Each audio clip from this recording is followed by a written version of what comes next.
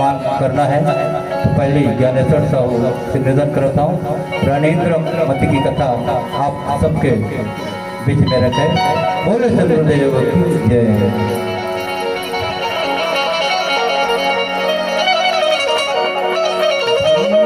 पुरुष कबीर के चरण कमल सिर नाय, रात चांद दिन कर निकर भ्रम तम देश नशाय। पथ छुड़ाए भ्रम विकट का निकट लखाए हो राम। तासे गुरु को मैं करूं कोटि कोटि प्रणाम। विश्व वंदनीय अखिल ब्रह्मांड के नायक, मेरे हृदय मंदिर के आराध्य सतगुरु कबीर साहब के पवन चरण कमलों में कोटि कोटि बंदगी करते हुए उपस्थित विद्वद्गण, भक्तिमती माताएं, मुझ मंगलमय संत समाज, आप सभी के श्री चरण कमलों में भी मेरा सादर साहिब बंदगी। सज्जनों, बड़ा ही सुंदर अवसर हमें मिला है। यह जो अवसर है बड़ा ही सुंदर है, जिसमें हम आप सभी को सतगुरु कबीर साहब के ज्ञान में अमृत वचनों का आनंद लेने के लिए आज यह अवसर आया है। इस अवसर को प्रदान करने वाले परिवार के सभी सदस्यों का हृदय से धन्यवाद है, जिन्होंने यह सुंदर आयोजन सदगुरु के वाणी वचनों का, ज्ञान चर्चा का, भजनों का आनंद लेने के लिए यह अवसर प्रदान किए हैं। सज्जनों,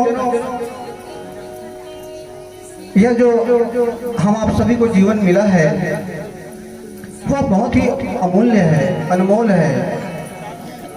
सदगुरु के नाम सुनने का ही जो सहारा है,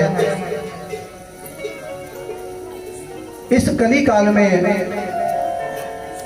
इस भवसागर में अपने जीवन का कल्याण बनाने के लिए एकमात्र सहारा है, और कोई सहारा नहीं है। साहब ने कहा कि कली में जीवन अल्प है, बेगी करियो संभाल, जब तप साधना ना बने केवल नाम आधार। तो सदगुरु के नाम का सुमिरन, ध्यान, चिंतन, मनन करने का यह शुभ अवसर प्राप्त हुआ है। हम आप सबके लिए बड़ा ही सौभाग्य का समय है। अनेकों ने विद्वद्गणों ने सदगुरु की ज्ञान महिमा का चर्चा करने में असमर्थता जताई है। मैं भी एक छोटा सा आप सभी के बीच का बालक हूं। संभवतः सदगुरु के वाणी वचनों का प्रचार प्रसार करने में बहुत ही सूक्ष्म सक्षम नहीं हूँ, इसलिए कथा प्रसंग में गलती संभावित है। इस त्रुटि के लिए मैं आप सभी से प्रारब्ध में ही क्षमा प्रार्थी हूँ कि इस बालक से यदि कुछ गलती हो जाए, कुछ त्रुटि हो जाए, तो मुझे अपने ही बालक समझ करके क्षमा प्रदान करिएगा। सज्जनों, सतगुरु कबीर साहब जी जो है जीवों को चिताने के लिए, जीवों का मुक्ति मार्ग बनाने के लिए, जीवों को मुक्त करने के लिए केवल इस कलयुग में ही नहीं वरन चारों युग में पधारे। सदगुरु आए लोक से देह धरी जग आए, और जीवन बंद छुड़ाए के बंदी छोड़ कहा। जीवों के बंधन को छुड़ाने के लिए, जीवों के दुख को मिटाने के लिए सतगुरु कबीर साहब जी जो है चारों युग में देह धारण करके आते हैं। जन्म लेके नहीं आते हैं, देह धारण करके आते हैं। सर्वप्रथम सतयुग के प्रारंभ में सतगुरु कबीर साहब जी जो है जीवों के दुख को देख करके, उनकी पीड़ा को सुन करके, उनके पुकार को सुन करके मुनिंद्र राम साहब जी के नाम से आए, क्षमा चाहूंगा, सतसुकृत राम साहब जी के नाम से आए और आकर के ठट्ठा नगर में राजा धोंडल नाम का एक राजा रहते थे,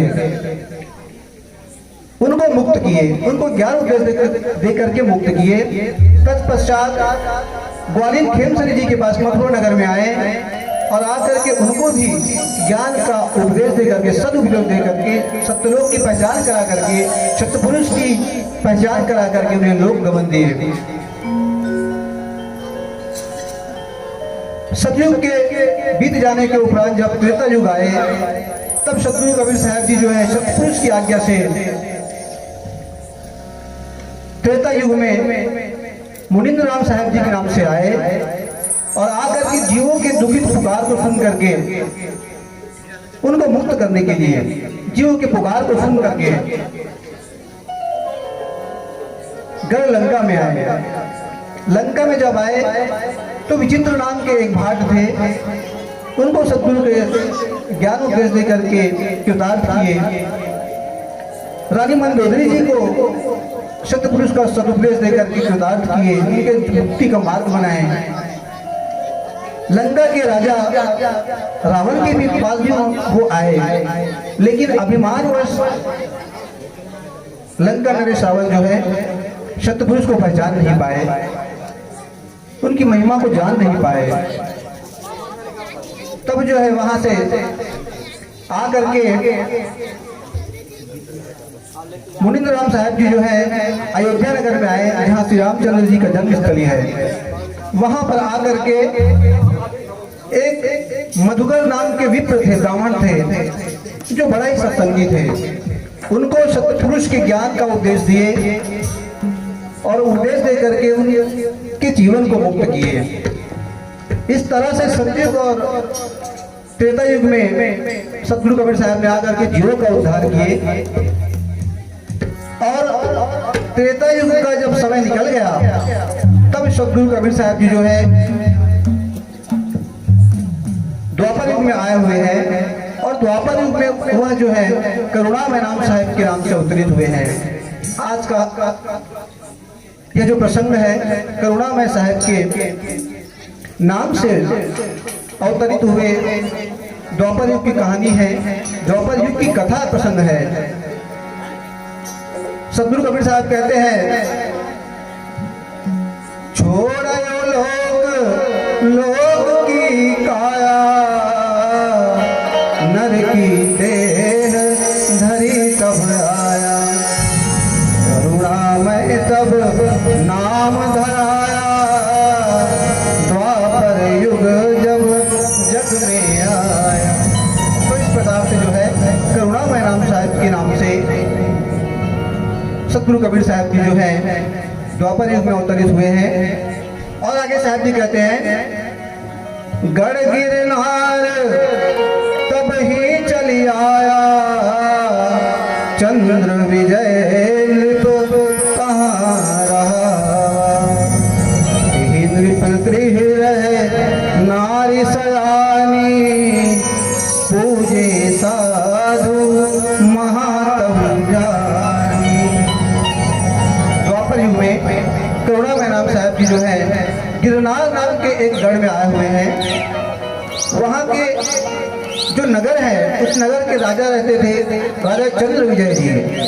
उनकी जो पत्नी थी रानी इंद्रमती, बहुत ही भक्तिमती थी, बहुत ही चतुर थी, सयानी थी।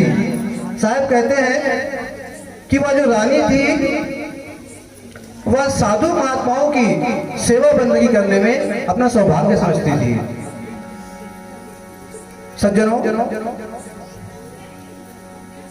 साधु महात्मा जो होते हैं, संत पुरुष जो होते हैं, वो पूजनीय ही है।